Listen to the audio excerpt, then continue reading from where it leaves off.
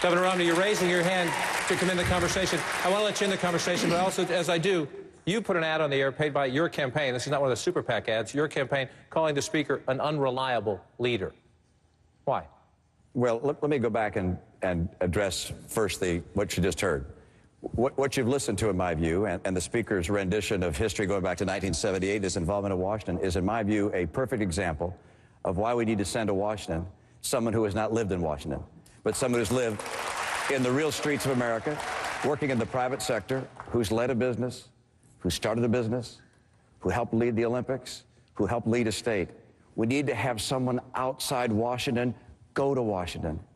If we want people who spent their life and their career, most of their career in Washington, we have 3 people on the stage who, well, I take that back. We got a doctor down here who spent most of his time in the surgical suite. Well, not surgery, the birthing suite. But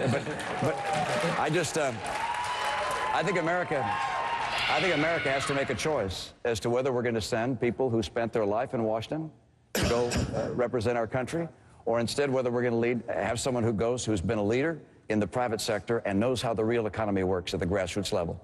Now you asked me an entirely different question. What do you...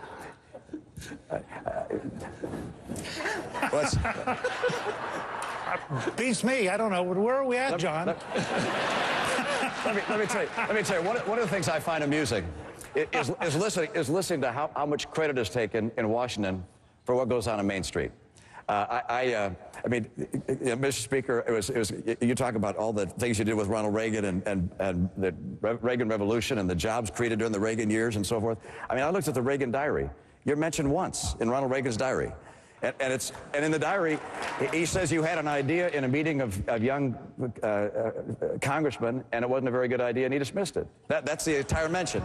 And, I mean, he mentions George Bush 100 times. He even mentions my dad once. So there's a sense that Washington is pulling the strings in America. But you know what? The free people of America pursuing their dreams and taking risks and going to school and working hard, those are the people that make America strong, not Washington. Quickly respond, Mr. Speaker.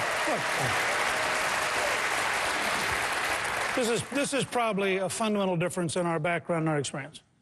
Under Jimmy Carter, we had the wrong laws, the wrong regulations, the wrong leadership, and we killed jobs. We had inflation. We went to 10.8% unemployment. Under Ronald Reagan, we had the right job, the right laws, the right regulators, the right leadership. We created 16 million new jobs. We then had 2 consecutive tax increases, one by a Republican, one by a Democrat. The economy stagnated. When I became Speaker, we went back to the Ronald Reagan playbook. Lower taxes, less regulation, more American energy, and 11 million jobs showed up. Now, I do think government can kill jobs, and I do think government can create the environment where entrepreneurs create jobs. And the truth is, you did very well under the rules that we created to make it easier for entrepreneurs to go out and do things. You'd have been much poorer if Jimmy Carter had remained president. Let me just tell you, Mr. Speaker, you're a speaker 4 years. Right. I was in business 25 years. Right. So you're not going to get credit for my 25 years, number one. Number two, I don't recall a single day saying, oh, thank heavens, Washington is there for me. Thank heavens. I said, please get out of my way. Let me start a business and put Americans to work. All right, let me get out of the way for a second.